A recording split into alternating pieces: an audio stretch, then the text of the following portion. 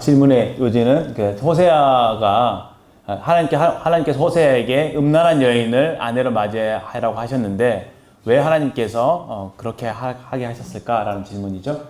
네. 일단 질문에 대해서 참으로 감사합니다. 좋은 질문 감사드리고 제가 어떤 답변들을 해가게 될 텐데요. 그 답변들을 해가기 전에 한 가지 원칙을 말씀드리고 싶어요. 제가 이제 배웠던 것들 중에 뭐 여러 과목들이 있고 뭐 여러 가지가 있는데 그런 것들은 이제 배웠다가 또 잊어먹기도 하고 새롭게 배워가기도 해요. 근데 그 수업들 가운데 제 머리에서 잊혀지지 않는 수업이 있습니다. 그것은 그 첫날이었어요. 수업하는 첫날에 첫 개강하는 날이었는데 교수님께서 들어오셔서 하신 말씀이 있었어요. 그게 뭐냐? 내가 지금부터 하는 말의 20%는 거짓말이다 라고 이야기하셨어요. 내가 하는 말의 20%는 거짓말이다. 근데 문제는 이 20%가 뭔지 나도 모르고 당신도 모른다는 거였어요. 그분의 취지는 이런 거였습니다. 사람의 기준으로, 사람의 능력으로, 사람의 열정으로 알 수 있는 지식들이 있어요. 그러나 그 지식에는 한계가 있다라는 겁니다. 즉, 제가 어떤 답변을 할지라도 저의 말 가운데 그분은 한 20%니까 저는 한 30% 정도 거짓말을 하고 있을 겁니다. 근데 그게 어떤 분이 거짓말인지는 저도 모르고 여러분도 모르고 만약 아시는 분이 있으면 이야기해 주시면 되고 그래서 우리가 어떤 진리를 찾아갈 때 겸손한 마음으로 각자의 생각들을 이야기하고 또 그 가운데 우리가 진리를 알아가는 것이 내 말이 맞고 틀리고의 문제가 아닌 것을 기억했으면 좋겠어요. 네. 그래서 그 부분에서 답변을 드리자면 제가 분별하는 부분은 왜 호세아에게 음란한 여성을 아내로 맞이하고 또 여러 번 용서하게 하셨는가? 저의 분별은 하나님께서 우리에게 그렇게 하셨기 때문이다라는 생각을 해보게 됩니다. 결국 그 부분은 인간이 인간의 음란함을 받아들이는 것, 그것을 용서한다는 것, 충격이 될 겁니다. 그리고 그것이 자신의 삶이 됐을 때 굉장한 충격이 될 거예요. 그러나 그것을 좀 다르게 생각해 보면 하나님께서 신이 인간의 몸으로 오셔서 우리를 위해서 죽으셨다라는 것은 마치 음란한 아내와 함께 그 아내를 위해서 자신의 몸을 더럽히는 것과 같은 개념일 겁니다. 구약에서 하나님께서 이스라엘 백성이 그렇게 음란하고 배신하고 할지라도 하나님께서 그들을 다시 용서하시고 받아들이고 용서하신 것을 선지자의 삶은 결국 하나님의 말씀, 하나님의 뜻을 전하는 자들이 선지자였어요. 그것이 입술로도 전하는 것이 선지자지만 그들의 삶으로서 전하는 것도 선지자의 삶이다라는 생각을 했어요. 그래서 하나님께서 내가 이스라엘 백성에게 이렇게 참고 인내한 것처럼 그렇게 너의 아내에게 그렇게 함을 통해서 이스라엘 백성에게 나의 사랑을 전하라 라는 관점이 아니었나 라는 생각을 해보게 됩니다.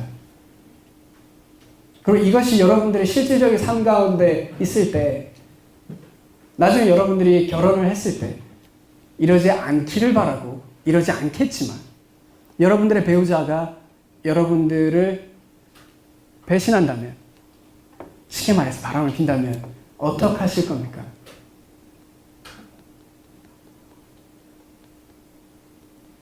그를 용서해 가야 된다는 겁니다. 물론 우리가 그것이 어떤 강제적인 의미를 말하는 것이 아니에요. 그러나 우리가 주님 안에서 하나가 되었다라는 것은 다른 사람의 상대방의 잘못을 용서해 가야 된다는 것을 말합니다. 네, 여기까지. 혹시 답변이 됐나요? 네, 추가 질문 괜찮습니다. 네, 짧게 질문해 주시면 감사하겠습니다. 다름이 아니라 아까 형제님께서 말씀해 주신 답변에서 그 예레미야 3장 1절에 보면은 그들이 말하기를 가량 사람이 그의 아내를 버림으로 그가 그에게서 떠나 타인의 아내가 된다 하자 나도 이들을 다시 바뀌느냐 그리하면 극단이 크게 더러워지지 아니하느냐 하느니라 내가 많은 머리와 행동하고서 내게로 행한 말씀은 내게로 돌아오라 여호와의 말씀이냐 이 말씀을 같이 적용해도 되는 부분인가 그래서 여쭤봤거든요. 지금 혹시 가능한가요? 이 말은 아내의 입장과 이제 하나님의 입장, 그러니까 용서하는 입장과 호세아의 입장은 용서하는 입장이잖아요.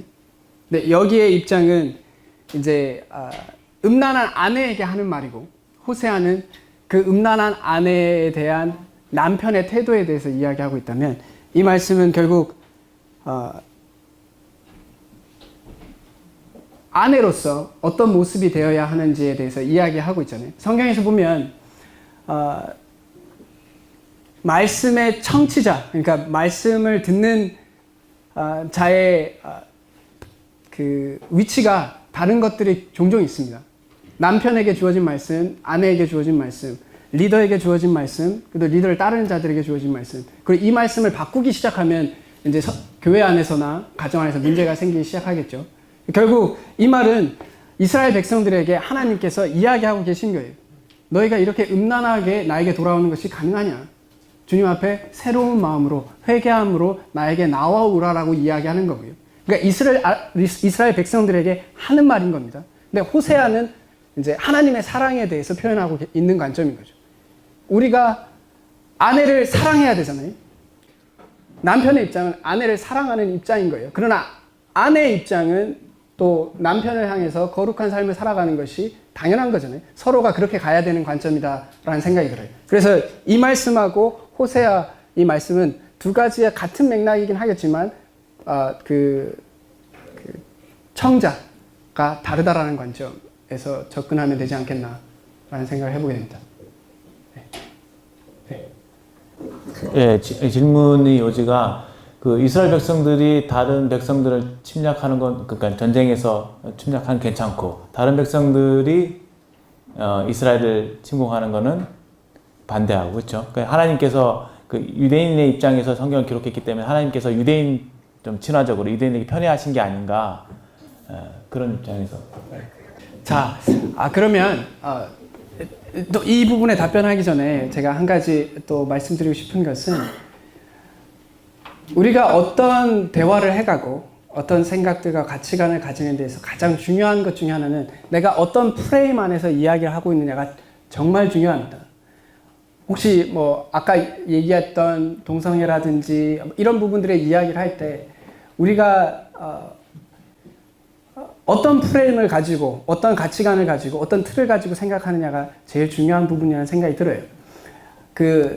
제가 그 질문을 제대로 이해했다라는 전제하에 성경에서 보여지는, 의도됐다라기보다 보여지는 부분에 있어서 이스라엘 백성들이 다른 민족들을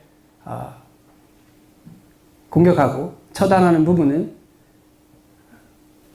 그래도 되는 것처럼, 그러나 이스라엘 백성들이 공격을 받을 때는 아닌 것처럼, 이 부분에 대한 답은 답이라기보다 분별은 가장 단순한 부분은 일단 이스라엘 백성에게 있어서 하나님께서 언약하신 것이 있어요. 그 언약 중에 하나가 땅을 약속으로 주셨어요. 이스라엘 백성들에게 가나안 땅을 약속으로 주셨습니다. 그리고 그것을 하나님께서 이스라엘 백성에게 주시겠다라고 하셨어요. 그래서 하나님께서 그 이스라엘 땅을 정복하고 가나안 땅을 정복하는 것이 하나님의 뜻이었어요. 그래서 그 가나안 땅을 정복해 가는 과정 가운데서 이제 전쟁들이 일어나게 되죠. 근데 이제 이스라엘 백성들이 공격을 받을 때는 언제냐면, 이스라엘 백성들이 하나님 앞에 죄를 지을 때 이스라엘이 공격을 받게 돼요. 그리고 그것으로 인하여 하나님의 심판으로서 공격을 받게 되고, 항상 그 공격받는 것을 부정적으로 보지 않아요. 성경에서 보면 하나님께서 신명기에서 약속하신 것이, 너희가 나를 순종하면 전쟁이나 기근이나 역병이나 이런 것이 없을 것이라고 이야기했어요. 그러나 가나안 땅에 들어가서 이스라엘 백성들이 이방 신들을 숭배하게 되면서 하나님께서 그 다른 이방인들을 사용해서 이스라엘을 심판하게 되십니다. 심판이라는 관점보다 징계하시고 훈련하게 되시는 과정 가운데 있어요. 그래서 이것이 이스라엘 백성이 그러니까 이 상황 자체가 우리가 그렇게 보면 마치 하나님이 이스라엘 백성 편만 드는 것처럼 보이지만 하나님께서 이스라엘 백성이 택하셔서 그들을 하나님의 나라, 거룩한 제사장의 나라로 이끌어가는 과정 가운데 일어나는 일이라고 생각이 들거든요. 심지어 그걸 지금 우리의 삶 가운데 적용시켜 보면 우리가 그리스도인들이 세상에 있어서 박해를 받거나 그럴 때가 있잖아요. 그럴 때 우리가 이 부분에 대해서 주님께 기도해가고 나아가지만 그리스도인들이 또 다른 사람을 어렵게 하는 부분도 우리에게 있는 거잖아요. 그런 것처럼 그러니까 결론을 말씀을 드리면 그렇게 보여지는 부분을 하나님께서 그렇게 의도한 부분이 아니다라고 이해하시면 될 수 있을까요? 그러니까 그렇게 보여지는 것 자체가 하나님께서 이스라엘 백성이기 때문에 모든 것을 다 용납하신 것은 아니고 이스라엘 백성이 공격당할 때도 하나님의 섭리 가운데 이야기했던 부분이고 심지어 하박국 같은 경우도 이스라엘 하박국 스스로가 이 나라가 이렇게 엉망인데 하나님 당신께서 가만히 있어도 됩니까? 라고 따집니다. 근데 하나님께서 아니야 내가 가만히 있을 생각이 없어. 갈대아 사람을 불러서 칠 거야 라고 이야기합니다. 그러자 하박국이 부정한 자를 더 부정한 사람이 치는 것이 말이 됩니까? 라고 이야기할 때 하나님께서 설명하게 돼요. 그때 하박국이 그 마음에 하나님의 계획에 감동을 하게 되는 겁니다. 그것처럼 그 선민 사상처럼 보여지는 그것이 책임과 함께 가는 하나님의 섭리인 거지 하나님의 편애라고 보기는 좀 어렵지 않겠나라는 생각을 해보게 됩니다. 제가 이렇게 답변을 하지만 제 마음속에 이게 답변이 되었나? 라는 생각이 좀 들게 되네요. 예. 제가 말씀드릴 수 있는 부분은 이스라엘 유대인들을 바라보는 시각은 크게 두 가지가 있다라는 생각이 들어요. 실질로 이제 언약주의를 생각하시는 분, 언약주의로 성경을 바라보시는 분들 같은 경우는 사실 유대인들을 터부시합니다. 유대인들은 예수님을 이제 십자가에 못 박게 하신 민족이고, 그래서 이제 언약이 교회로 대체됐다라고 이야기를 해요. 그래서 이제 이스라엘에 대해서 부정적으로 이야기하시는 부류도 있고, 근데 세대주의 같은 경우는 세대주의에서 분별하는 부분은 결국 이스라엘의 언약이 이루어져야 된다라고 생각을 해요. 이스라엘에게 주어진 그 언약은 이루어져야 예수님께서 다시 재림하시는 그 가정 가운데 이루어져야 할 내용이라고 이야기를 분별하고 있어요. 그래서 우리가 이것을 하나님께서 뜻하신 바와 인간이 바라보는 관점이 다를 수 있다는 생각이 들어요. 우리가 이스라엘이 하고 있는 행동, 그들이 이스라엘이라는 국가가 하고 있는 행동이 잘못된 일들이 있을 거잖아요. 그것을 옹호하는 것은 잘못됐다고 생각이 들어요. 그러니까 그들이 하는 어떤 잘못들이나 어떤 부패나 아니면 폭력이나 이런 부분들은 분명히 잘못됐을 겁니다. 그러나 모든 것이 합력하여 하나님께서 선을 이뤄가시고 그 계획들을 이뤄가시는 가운데 있는 일인 거지, 우리가 그것을 이스라엘은 하나님이 택했기 때문에 그들이 하는 행동은 다 괜찮은 것이다 라고 바라보는 것은 인간이 잘못된 부분이겠죠. 그리고 실질로 그 부분이 신약에 와서 예수님께서 책망하신 부분인 거잖아요. 바리새인들이 이방인들을 개와 같이 여길 때 사실 그 복음이 이방인들에게 퍼져나가게 되고, 실제로 이방인들이 유대인이 유대 민족으로서 하나님의 복음을 받아들이지 못하게 되고 이방인들에게 퍼져나가게 된 거거든요. 그러니까 그렇게 볼 때 하나님의 의도는 하나님의 섭리 가운데 이루어져 가야 할 과정인 거지, 우리가 유대인이 하는 모든 일들을 잘했다라고 이야기할 수 없는 부분이다 라고 말씀드리고 싶네요. 네. 네, 답변 감사합니다. 하나님의 섭리적인 차원에서 이해를 해야 된다 이렇게 말씀하셨고요. 제가 기억하기로는 성경에 보면은 애굽에서 이스라엘 백성들 구원해 내시 가나안 땅으로 인도하실 때 아직 가나안 땅에 있는 사람들의 죄가 그렇게 넘치지 않았다. 그래서 한 430년간의 기간을 두시잖아요. 그 죄가 이렇게 가나안 땅 사람의 죄가 넘쳤을 때에 이스라엘 백성들을 사용하셔서 가나안을 치게 하신 것이죠. 그러니까 그러니까 죄가 더 많은 그 민족들을 이 이스라엘 민족들을 사용해서 그 심판하시는 그런 차원도 있었던 것을 보게 될 때에 결국 하나님이 그러한 기준을 가지시고 섭리하신다는 것을 보게 되는 것 같아요. 편견을 가지신 분이 아니라 그런 좀 말씀이 생각이 났고요. 또 다른 질문 있으시면은 좀 저기 먼저 손 드신 저 뒤쪽에 형제님. 우리가 성경에 없는 것들이 생기는 부분들이 있잖아요. 현 시대에 살아갈 때. 우리 이것을 바라볼 때 문자주의와 문자적 해석의 차이점을 이해해야 합니다. 문자주의는 성경에 있는 것만을 한다는 게 문자주의예요. 무슨 말인지 혹시 이해하세요? 그러니까 그때 당시에 있었던 그 성경에 쓰여져 있는 것만이 그리스도인들에게 필요하고 그것만 해야 된다라는 거예요. 쉽게 말해서 선교단체라든지 아니면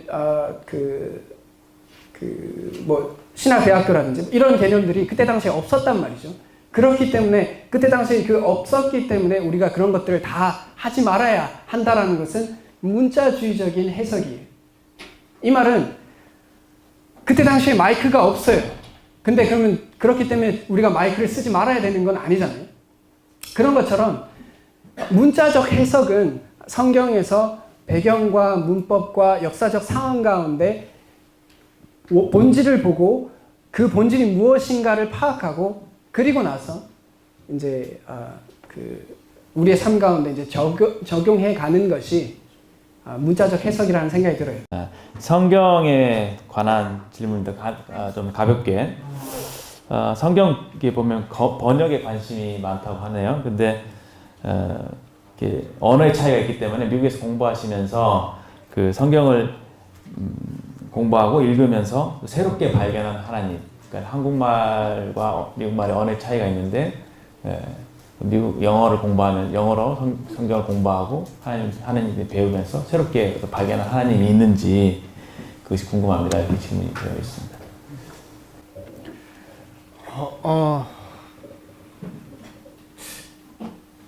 제가 이 질문에 대해서 답을 드릴 때 이것이 언어의 차이 때문에 오는 것일 수도 있고, 근데 제가 하나님을 더 알아가기 위해서 이제 시간을 들인 관점이기 때문에 당연히 하나님에 대해서 더 알아갔겠죠. 그리고 그것이 언어적인 차이에서 오는 어떤 도움, 그건 당연히 있을 수 있습니다. 여러분들이 성경을 보실 때 한국어로 표현하지 못하는 것들이 있을 수 있어요. 특히 헬라어나 히브리어로 쓰여졌을 때, 아람어로 쓰여졌을 때 한국어에서는 한국어에서 표현할 수 없는 표현들이 있습니다. 근데 그런 것들을 이제 배워가게 되면 당연히 그 깊이를 이해할 수 있게 되고 그것의 의미가 무엇인지를 조금 더 알아가게 돼요. 그러나 제가 이렇게 말씀드릴 때 좀 조심스러운 것은 그렇기 때문에 꼭 영어나 꼭 헬라어나 히브리어를 꼭 해야지만 성경을 바르게 해석할 수 있다라는 관점은 아닙니다. 왜냐? 이미 우리나라의 번역 체계는 굉장히 잘 되어 있어요. 우리나라에서 번역되는 성경 번역본들도 많고 그렇기 때문에 또 그거와 관련해서 주석들도 많기 때문에 꼭 영어나 그 성경 원어를 봐야지만 바른 성경 해석을 한다. 그것은 아니다라고 생각합니다. 그래서 도움이 되었냐? 예, 도움이 되었습니다. 예. 또 예를 들어줄 수 있는 부분이 있을까요? 생각이 안 나시죠? 갑자기 생각이 안 나기보다 이제 이것이 이제 어떻게 보면 그 단어에서 오는 깊이라고 생각할 수 있을까요? 그리고 이것이 꼭 언어를 했다기보다 이제 성경을 공부하다 보면 더 알게 되는 것, 헤세드라는 관점, 헤세드에서 이야기하는 사랑이라는 관점, 우리가 생각하는 우리가 이야기하는 사랑이라는 관점과 성경에서 말하는 헤세드라는, 구약에서 말하는 헤세드라는 관점의 사랑은 좀 다르다라는 겁니다. 히브리어는요, 실질적으로 어떤 단어가 한 단어에 여러 가지 의미를 함께 가지고 있어요. 총체적인 의미를 담고 있습니다. 반면에 이제 헬라어는 어떤 한 단어가 굉장히 분석적이에요. 한 단어 한 단어가 의미하는 부분이 굉장히 협소합니다. 그래서 이제 좀 잘 분석되어져 있다라는 느낌이 들어요. 근데 히브리어 같은 경우는 그 안에 여러 가지 의미가 담겨져 있어요. 그래서 헤세드를 헬라어로 풀이한 게 어떻게 보면 고린도전서 13장인 겁니다.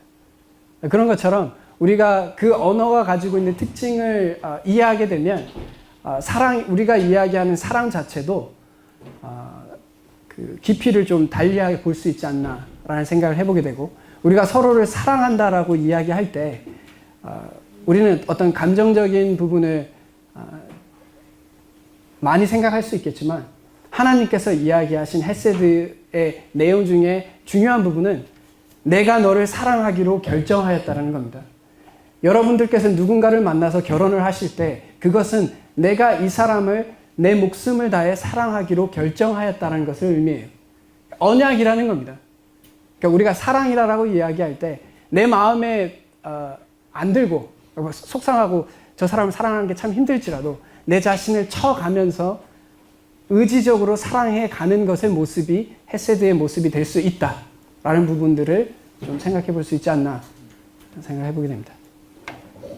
예, 원어 공부의 그런 효용에 대해서 말씀을 해주셨습니다. 또 영어를 좀 공부해 보신 분들은 그런 한국말과의 차이가 있는 것을 좀 아실 거예요. 저도 이제 이렇게 영어를 좀 공부해 보면서 그런 부분을 많이 느끼게 되는데, 그 어떤 신학을 혹시 관심 있으신 분들은 그런 영어로 공부를 해보시면은 한국말에서 표현되지 못한 부분들이 영어로 표현된 부분이 있다는 것을 아마 알게 될 거라고 생각이 됩니다. 다음 질문인데요. 성경에서 특히 이제 구약에서 성경 속 특정 인물에게 하신 말씀이나 이스라엘에게 하신 말씀을 나에게 하신 말씀이나 약속으로 적용할 수 있는지. 예. 이 부분은 이제 성경 해석과 관련된 부분인데요. 성경 해석을 하는 과정을 그냥 짧게 말씀을 드리면, 원청자에게 한 말씀의 의미가 있어요. 그 의미 가운데 이걸 끄집어내서 모든 사람에게, 구약이든 신약이든 이 시대를 살아가는 모든 사람에게 적용되는 원칙을 끄집어냅니다. 그리고 그 원칙을 다시 우리의 삶 가운데 끌어내리는 게 적용이에요. 이것이 이제 성경 해석의 큰 틀인데요. 그렇기 때문에 성경의 특정 인물에게 주어진 특정한 그 말씀을 그 위로 끌어내려서 모든 사람에게 적용되는 그 원리를 찾아내지 않고 이 자리에서 바로 일로 가는 건 안 돼요. 물론 바로 여기서 바로 일로 가는 것들도 있을 수 있겠죠. 그 원칙적인 부분을 이야기한 것은요. 뭐 예를 들어 네가 너희를 서로 사랑하라는 말은 여기서 일로 바로 와도 돼요. 근데 아브라함에게 했던 가나안 땅으로 가라는 이 말씀, 이 말씀을 우리에게 그대로 적용할 수 있느냐? 없다. 이 원칙은 하나님께서 약속하신 그 언약에 순종하라라는 그 원칙이 있고, 그것이 우리의 삶 가운데 내려오면 성경 말씀 가운데 우리가 순종해야 할 것들, 우리가 비록 결과를 알지 못하지만 주님께서 말씀하시기 때문에 우리가 순종해야 된다라는 것을 적용해 갈 수는 있지만, 우리가 갈 바를 알지 못하고 가시면 안 돼요. 보통 제가 미국에서 만나신 분들 중에 그렇게 분별하신 분들이 계시더라고요. 이 말씀을 나에게 주셨다. 그래서 내가 한국에서 미국에 올 때 갈 바를 알지 못했지만 왔다. 제가 이게 뭔 소린가? 이게 그렇게 적용할 수 있는 부분이 아니라는 거예요. 그러니까 우리가 그 특정 사람에게 주어진 것은 특정 사람의 문맥 가운데서 해석되어서 나에게 적용해야 된다는 것을 말합니다. 네. 네, 감사합니다. 답변이 됐을 거라고 생각이 되지는데, 혹시 뭐 추가로 질문하실 부분이 있으시면 손을 들고 네, 저쪽이 자매님이신가요? 기둥 뒤에. 예. 마이크 부탁드리겠습니다. 앞으로 나오시면. 여기요? 네. 이쪽.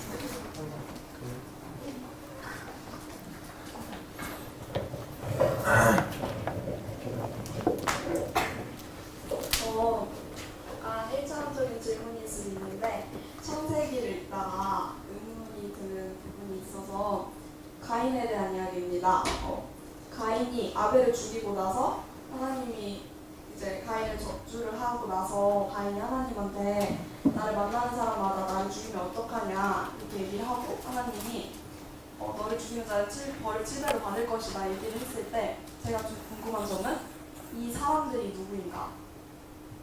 그러니까 나를 죽이는 사람들이라고 했잖아요. 근데 가인이랑 아벨이 아담 하와 자녀인데 그 말고 또 다른 사람들이 있었다는 건가? 근데 이 사람들이라고 했으니까 뭔가 아담하고 하와가 또 다른 자녀들을 낳았나 했는데 되게 이 사람들이라 하니까 뭔가 가족을 부르는 듯한 그런 뉘앙스는 아니잖아요.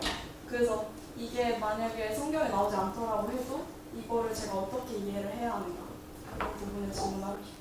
네, 좋은 질문 감사한데요. 사실 이제 성경에 있어서 성경이 가지고 있는 목적이 있잖아요. 성경은 우리가 그리스도인으로서 그리스도인이 되는 것과 그리스도인으로서 살아가는 것에 대한 그것을 목적으로 쓰여진 글이에요. 그러다 보니까 우리가 뉴스나 아니면 과학 보고서나 아니면 그런 것처럼 모든 사실들을 기록하는 개념은 아닐 겁니다. 그래서 이제 가인이 했던 말의 취지를 추측을 해보면 그때 당시에 그 인간의 수명은 길죠. 그 말은 가인이 이제 유리를 하는 방황하는 삶을 살아가게 됐을 때 꽤 오랜 시간을 살아가게 될 겁니다. 그러면 아담과 하와가 이제 자식을 계속 낳게 될 거고 또 그 자식이 그 자식을 낳겠죠. 그러다면 이제 많은 사람들의 많은 사람들이 존재하게 되겠죠. 그러다가 이제 가인을 만나게 됐을 때 가인에 대해서 어려움이 되는 것을 가인이 이야기한 것이 아닌가라고 추측해 보게 됩니다. 왜냐하면 아담과 하와 성경에서 이제 나와 있는 부분은 아담과 하와가 죄짓고 난 다음에 낳은 자녀들에 대해서 이야기하고 있잖아요. 그러니까 그 외에 이야기하지 않는 부분들을 우리가 너무 조금 너무 강제적으로 이제 파고들 수는 없지 않겠나. 그냥 그 가운데서 추측을 해보건데 계속해서 이제 자식을 낳기 시작을 하면 굉장히 많은 수의 자녀들이 생기게 될 테고 여전히 이제 가인은 살아 있게 될 텐데 그들로 하여금 어려움을 당하는 것에 대해서 말씀하신 것이 아닌가라고 추측해 봅니다. 네, 당시에 뭐 900년 이렇게 살고 그랬기 때문에 아마 성경에 기록되지 않은 많은 사람들이 태어났을 것이라 이렇게 성경학자들이 이제 이렇게 추측하고 있는 부분도 있는 것 같습니다. 네, 그렇게 답변을 해주신 거 감사드리고요. 답변이 되셨는지 모르겠네요. 네, 감사합니다. 또 이제 여기 쓰신 질문 가운데서요. 역시 창세기에 나오는 질문인데요. 창세기에 네피림이라고 하는 거인 족속이 나오는데 이런 거인은 현재 존재하지 않는 걸로 알고 있습니다. 이때 이런 거인이 있던 이유와 현재 없는 이유가 있나요? 예. 네피림이라고 하는 거인에 대한 질문입니다. 제가 이제 한국 문화에서 가지고 있는 많은 장점들이 있습니다. 그리고 또 미국 문화가 가지고 있는 많은 장점들이 있어요. 그 중에 이제 미국 문화가 가지고 있는 장점 중에 하나는 다른 사람의 질문을 독려하고 질문을 할 수 있도록 도와주는 문화를 가지고 있습니다. 그 중에 하나가 누군가가 어려운 질문을 하면 이렇게 대답해요. 좋은 질문이다. Good question. 네. 좋은 질문입니다. 그러나 이제 말씀을 드리면 이 부분에 대해 이유에 대한 이야기를 제가 제대로 답변할 수 있을까가 조금 회의적이에요. 왜냐면 그때 당시 네피림이라는 존재가 이제 타락한 천사와의 관계 가운데 나왔다라고 이야기를 했을 때 그것이 그때는 있었고 지금은 없었다라는 것의 이유를 그냥 추측하건대 자연스럽게 섞여가면서 없어지지 않았나라는 추측을 해보게 되고요. 네, 뭐 그 정도 수준으로밖에 제가 답을 드릴 수밖에 없을 것 같고 혹시 다른 분들께서 이 부분에 대해서 혹시 이야기해 주실 수 있으시면 제가 기꺼이 부탁을 드립니다. 혹시 뒤에 강사진들 스태프분들 중에 혹시 있으신가요? 예, 이 부분은 참 논란이 있는 부분이죠. 그 성경에 보면 하나님의 아들들에 대한 해석인데 하나님의 아들들을 의인의 그 셋의 자손으로 보시는 분들도 있고 그것을 천사들로 보는 이런 견해가 성경학자들 간에 분분한 걸로 알고 있습니다. 그래서 그 천사들로 볼 경우에 천사들이 사람 여인들과 이제 결혼해 자녀를 낳음으로 그들이 이제 거인이 되고 네피림이 됐다 이렇게 해석하시는 분들도 있고 이제 그게 아니라 사람의 아들들을 이제 의인들로 이렇게 해석하는 그런 경우들이 있습니다. 근데 이것은 성경학자들마다 견해가 다르기 때문에 어떻게 이렇게 정해서 말씀드릴 수 있는 부분은 아닌 것 같고요. 또 아까 말씀해 주신 대로 이유에 관해서는 사실 명확하게 성경에 나와 있지 않기 때문에 여러 가지로 사실 추측할 수밖에 없는 그런 상황인 것 같습니다. 예, 답변이 좀 되는지 모르겠는데 이 정도로 해야 될 것 같고요. 혹시 또 질문하실 거 있으시면은 손을 들고 질문.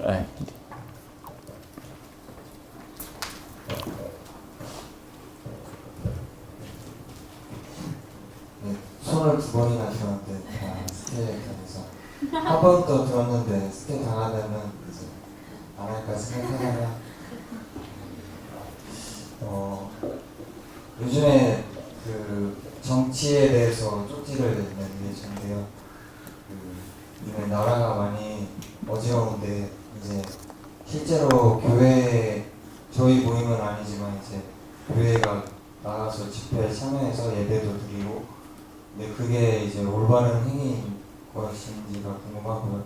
그다음에 정교 분리에 대해서 정치와 종교는 분리될 수 없다 이거에 대해서 저희가 그리스도인이 그 가져야 될 생각과 이제 어떻게 대처를 해야 되는지 그게 궁금해서 여쭤봤습니다. 그 참고 인내해 주신 부분에 대해서 개인적으로 감사드리고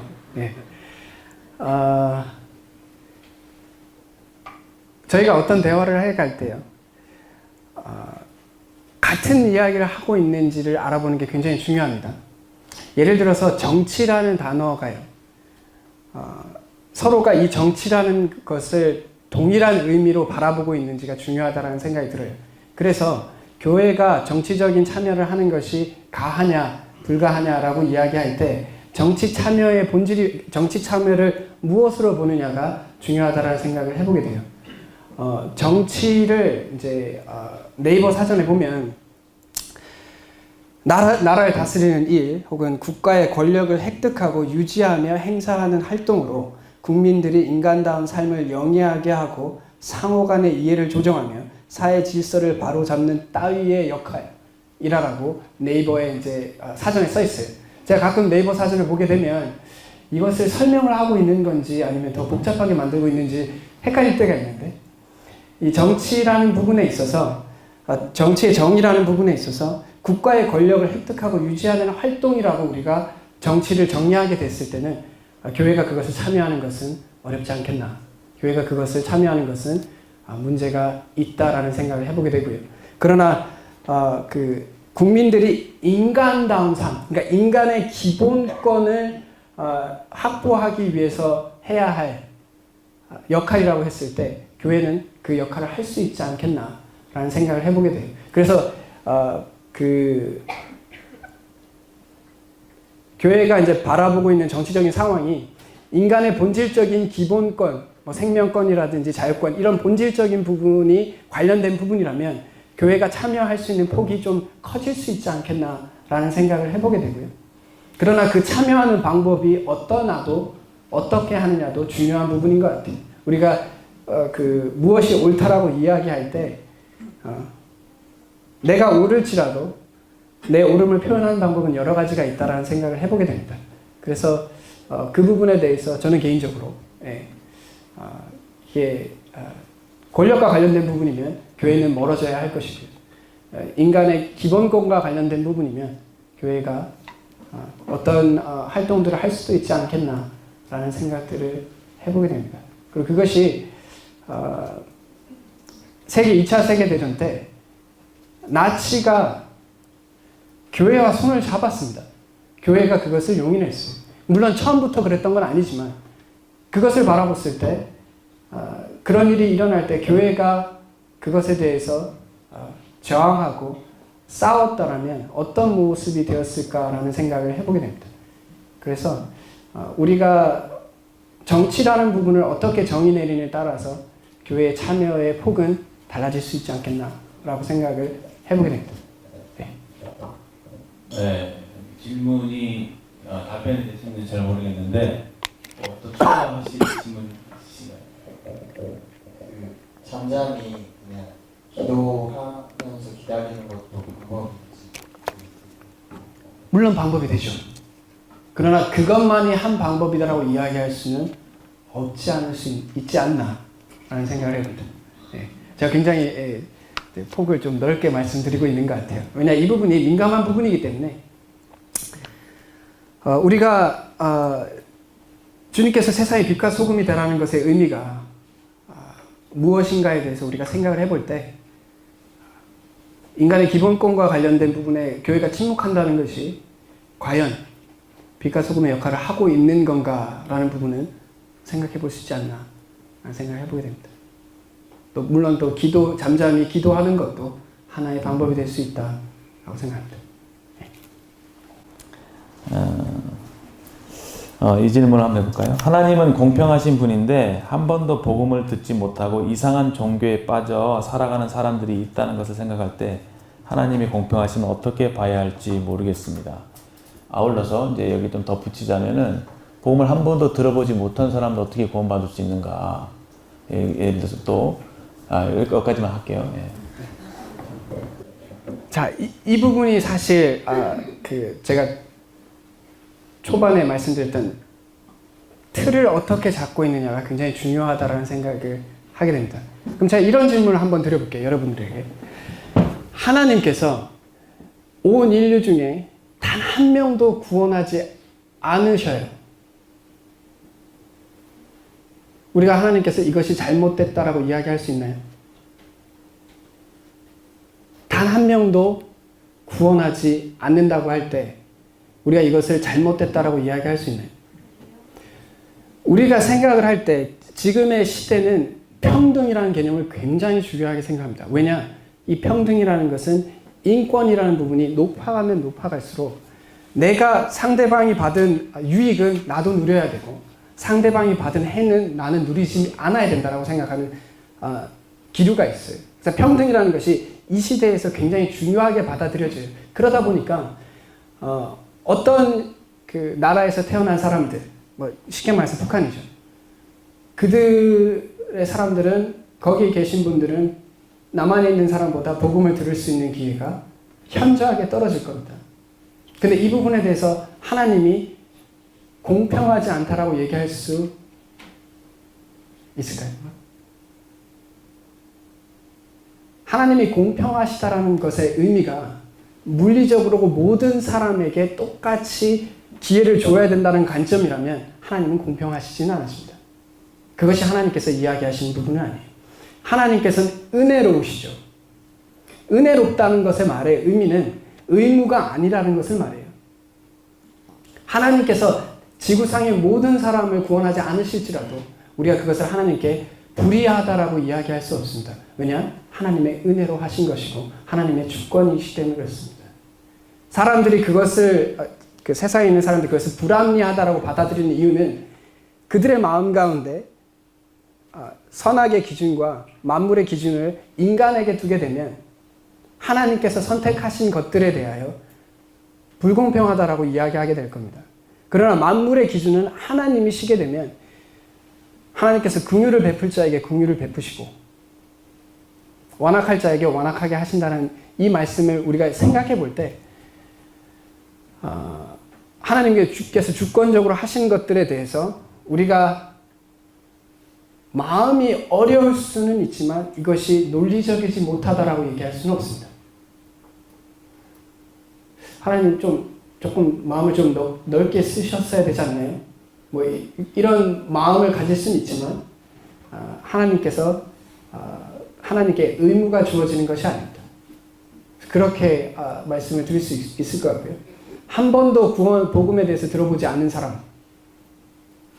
보통 우리가 생각할 때 구원받을 수 있는 길은 성경에서는 없지 않나라는 생각을 해보게 됩니다. 하나님께서 특별히 은혜를 베푸시는 경우가 잘 모르겠지만 성경에서는 분명히 복음을 통해서 구원을 받는다라고 되어 있고, 이것과 관련해서 이제 아마 구약에 있는 사람들은 그 질문이 이제 연관이 되게 되는데, 구약에 있는 사람들은 어떻게 구원을 받았느냐라는 질문이 제가 이걸 물어보자는 걸 제가 질문하고 싶었던 내용입니다. 예, 추가 답변해 주시면 감사하겠습니다. 물어봐 주셔서 감사합니다. 네, 구약에 있는 성도들이 예수님을 이해할까요? 이 질문에 대해서 답변을 하실 수 있으시면 이야기가 진행이 될 것 같아요. 그 구약에 있는 사람들이 예수님을 인식할 수 있을까요? 뭐 하나님은 다 돼. 뭐 이렇게 얘기하면 할 말 없지만 보통 그렇지 않아요. 구약에 있는 사람들은 예수님의 십자가를 인식할 수 없습니다. 우리가 보는 것처럼 볼 수 없어. 그런 개념의 복음이라면 그들은 이제 이해할 수 없었을 거예요. 그러나 그들에게 있어서 복음의 의미는 그들이 하나님을 믿음으로 의로 여겼다라는 말씀이 있어요. 창세기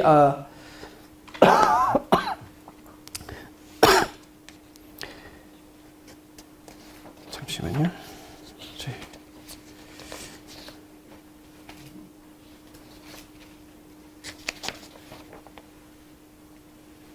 네, 창세기 15장 6절에 보면 아브라함이 여호와를 믿으니 여호와께서 이를 그의 의로 여기셨다라는 말씀이 있어요. 이제 아브라함 같은 경우는 하나님을 믿었어요. 그리고 이 믿었다는 것의 말의 의미가 우리가 보는 것처럼 예수 그리스도의 십자가와 죽음과 부활을 보고 믿었다는 것을 의미하는 것이 아닙니다. 구약의 성도들에게 있어서는 앞으로 있을 그 십자가가 죄의 대가를 지불하지만 그것을 우리가 보는 것처럼 봐서 믿은 것이 아니라 하나님께서 그렇게 하실 것이다라는 것을 그림자로 보고 믿은 거예요. 여기서 영어의 표현을 보면 좀 도움이 될 수도 있을 텐데요. 이를 그의 의로 여겼다라는 말씀을 영어로 보면 he credited 이란 말을 쓰게 되거든요. 크레딧이 뭔지 혹시 아시나요? 여러분들 흔히 볼 수 있는 거, 크레딧 카드가 신용카드잖아요. 이 크레딧이라는 말의 의미가 여러분 신용카드 써보신 적 있으실 거예요. 돈을 내지 않잖아요. 돈을 실질적으로 내지 않아요. 그 카드를 긁습니다. 그러면 한 달 후쯤에 내가 그 돈을 낼 거라는 것을 그 점주가 알고 돈을 받지 않지만 돈을 받은 것처럼 해줍니다. 아브라함의 구원도 이런 개념이라고 분별이 돼요. 그가 예수님을 실질적으로 보고 십자가가 실질적으로 아직 일어나지 않았지만 아브라함이 하나님을 믿은 것으로 인하여 앞으로 나중에 지불되어질 그 금액이 아브라함에게 지불되어졌다라는 개념. 지금 구약 성도들에게 있어서 십자가는 우리가 보는 것처럼 볼 수 없지만 하나님을 믿음으로 그가 어떤 식으로든 그것을 이룰 것이다라는 것을 믿음으로 구원받은 것이 아닌가, 그렇게 분별이 되어지는 것 같습니다. 그래서 결국 그들도 구원은 믿음이고요. 우리도 구원은 믿음입니다. 그러나 그 믿음의 대상의 분명함의 차이가 있지 않았나라고 생각을 해보게 됩니다. 네. 네, 좋은 답변 감사드립니다. 또 추가적인 질문이 있을까요? 네, 다른 질문도 괜찮습니다. 저 뒤에 마이크 좀 앞으로 나오실 수 있을까요?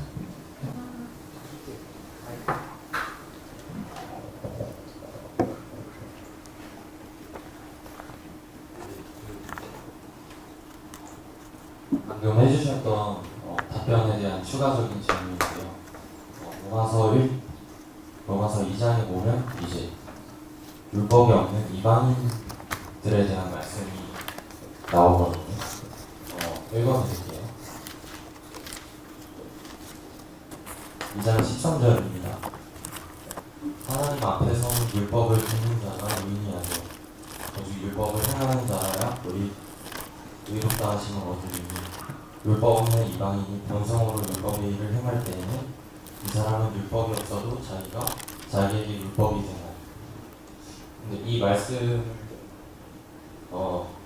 분별을 어떻게 해야 하는지에 대해서 좀 알려주셨으면.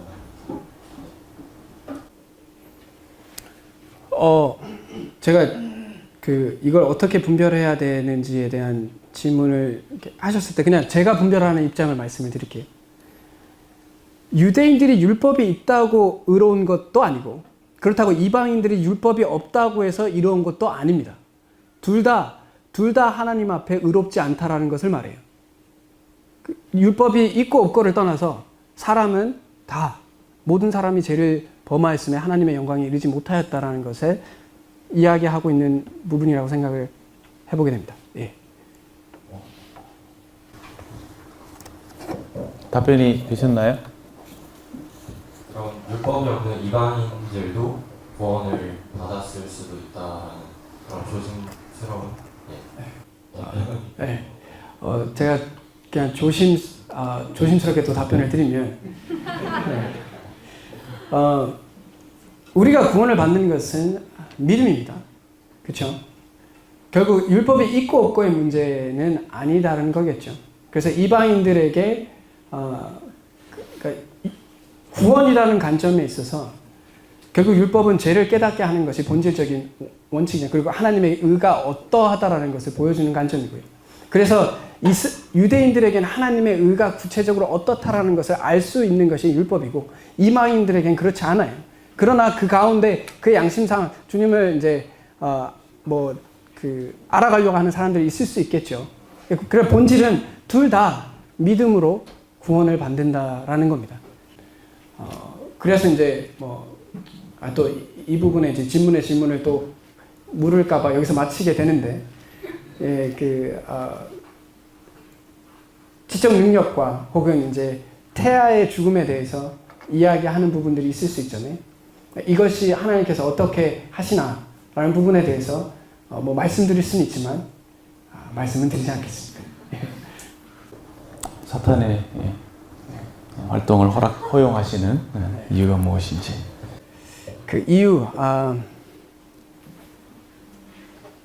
그 이유에 대한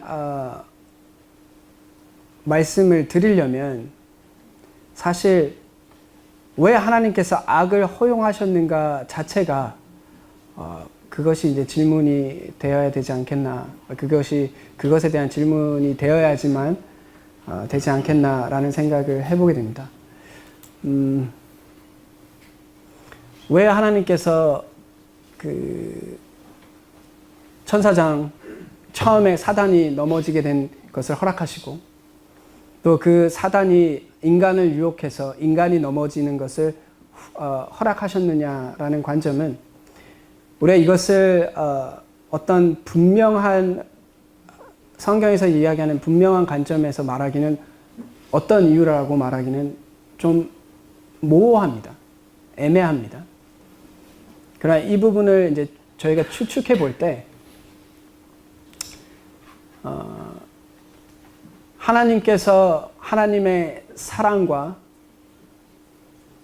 우리에 대한 사랑을 이야기할 때 우리에게 하나님을 선택하지 않을 수 있다는 선택지가 우리에게 주어지지 않는다면 하나님께서 우리에게 허락하신 사랑은 불완전한 사랑이 아닌가라는 생각을 해보게 됩니다.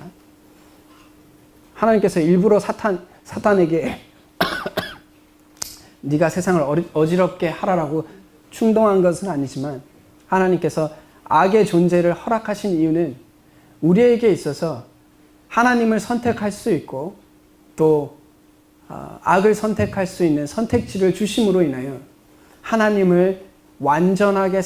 하나님께서 완전한 사랑을 받을 수 있는 혹은 할 수 있는 기회를 인간에게 주신 것이 하나님께서 그것을 허락하신 이유의 본질이라고 추측해 봅니다. 그것이 어떻게 보면 인간 세상에서도 우리가 그런 사랑을 꿈꾸지 않나라는 생각을 해보게 됩니다. 억지로 사랑하는 사랑은 사랑이 아니죠.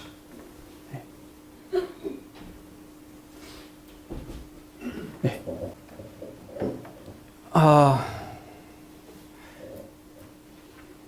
형제교회에 대해서 어떠냐라고 물어봤을 때 어떤 교회냐라고 물어봤을 때 행정적인 부분에 있어서 그리고 교단적인 부분에 있어서 어떤 조직체라는 부분에 있어서 제가 분별하기는 형제교회는 독립교회라고 생각이 듭니다. 그러니까 어떤 노회나 뭐 총회가 있어서 각 교회를 관장한다거나 어떤 영향력을 미치는 개념이 아니잖아요. 그래서 각 지교회에 각자의 교회에 성경적인 분별과 그 권한과 권위 가운데 이루어지는 독립교회다라고 교단적인 관점에서는 독립교회다라고 생각이 들고요.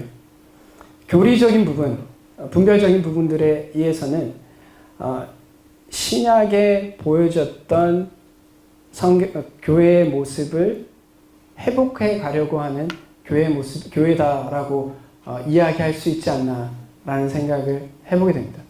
그리고 그것이 우리에게 사실 모든 교단들이 다 그걸 목표로 해요. 그러니까 우리가 분별해 갈 때 우리는 신약에 있는 모습, 원형 그대로의 모습을, 성경에 있는 모습을 그대로 따라가려고 하는 교회라고 설명을 한다면 크게 어려움이 없지 않겠나라는 생각을 해봅니다. 뭐 저서를 추천해 드리면 정인택 형제님께서 쓰신 형제의 모임의 역사라는 책이 있어요. 그래서 어떻게 시작되었고 어떤 취지이고 어떤 분별을 하고 있는지에 대해서 이야기하고 있기 때문에 우리가 속해 있는 교회의 정체성을 안다는 것은 참으로 중요한 것이겠죠. 네. 네. 형제들의 모임 교회사라고 하는 책을 소개해 주셨습니다. 다른 질문 있으십니까 혹시? 네, 자매님. 지금 저희가 읽고 있는 성경을 그 정경이라고 하면 외경이라는 게 있잖아요. 그 둘의 개념이랑 그걸 나누게 된 기준이랑 언제 어떻게 나누게 된 건지 누가 나누게 된 건지 그게 좀 궁금했거든요. 그 외경이라는 걸 알게 된 다음에 읽어본 적은 없는데 그 개념을 알고 된 다음에 이게 왜 이렇게 분류가 된 건지 누가 그렇게 분류를 한 건지 인간이 그렇게 분류를 되는 건지 궁금해져서 질문을 하게 됐습니다. 성경이 이제 정경이 우리가 누군가에 의해서 뭐 니케아 공이라든지 뭐 그 카르타고 공이라든지 이런 것으로 인해서 누군가에 의해서 결정되었다라고 생각을 하는데 그것은 좀 오해시고요. 그때 당시에 이미 성경이 어떠한 그 교회들 사이에서 정경으로 받아들여지고 있었어요. 이미 다 성경으로 보고 있었고 정경이 무엇인다라는 것에 공통된 분별들을 하고 있어요. 그것을 공회에서 선언한 개념입니다.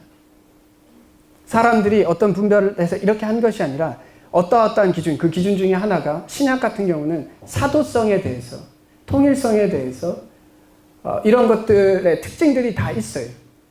그 정경으로서 결정되어지는 데 있어서 그냥 사람들이 결정을 한 것이 아니라 사도성을 가지고 있느냐. 신약에 보면 사도이거나 사도와 관련된 사람들이 쓴 것이 이제 신약입니다. 결국 하나님께서 사도들에게 이 권한을 주셨고 그것으로 인해서 정경들이 이제 쓰여지게 되고 그리고 이 외경들이 왜 이렇게 그거 하게 되었냐. 이미 이제 그 공인된 것에서 카톨릭이 하나하나씩 더하게 되거든요. 하나하나씩 더하게 된 것을 이제 보고 있다가 루터가 종교 개혁을 할 때 외경이 예전에 그 분별되어졌던 그것으로 다시 돌아간 거예요. 그래서 루터가 이렇게 이야기를 합니다. 외경은 우리에게 유익은 있을 수 있을지 모르나 정경과 같은 권한은 절대적 권위는 존재하지 않는다라고 분별을 해요. 그래서 다시 말씀을 드리면 정경이 이루어진 과정이 사람에 의해서 결정되어지지는 않았습니다. 그때 당시에 이미 정경으로서 받아들여진 부분을 공인한 부분이 커요. 그리고 그것에 대해서 어떠한 특징들을 가지고 있습니다. 그리고 그 특징이 딱 봤을 때 무리가 없습니다. 네. 하나님께서 이제 성경을 정경으로 모으는 과정에도 개입하셨다고 저희들이 믿고 있고, 그리고 지금 저희 갖고 있는 이 성경이 하나님 말씀이다, 저희 이렇게 믿고 있습니다. 이런 부분에 대해서 역사적으로 말씀을 잘 해주신 것 같습니다. 감사드립니다. 또 다른 질문 있으실까요? 시간이 많이 지나서 질문이 없으시면은 이쯤에서 마칠까 합니다. 혹시 그래도 이 질문 안 하게 되면 집에 가서 잠을 못 자겠다 이런 분 혹시 계신가요? 마지막 기회를 좀 드리겠습니다. 없으시면은 네, 기도하고 혹시 죄송하지만 묻지 않았지만 제가 혹시 답을 한번 드려도 될까요? 저한테 딱 2, 3분만 더 주시면. 여러분들이 대학 생활을 하고 있습니다. 그리고 지금 이 시대에 있어서 동성애라는 부분이 굉장히 중요한 부분이에요. 그리고 사람들이 동성애에 반대하면, 그리고 동성애를 죄라라고 얘기하면 굉장히 교양 없이 혹은 교양 있거나 깨어있지 못하다라고 이야기를 해요. 근데 이 부분에 대해서 우리가 좀 생각을 가지고 있으셔야 합니다. 안 그러면 우리가 모르는 사이에 기독교라는 것이 반지성적이고 혹은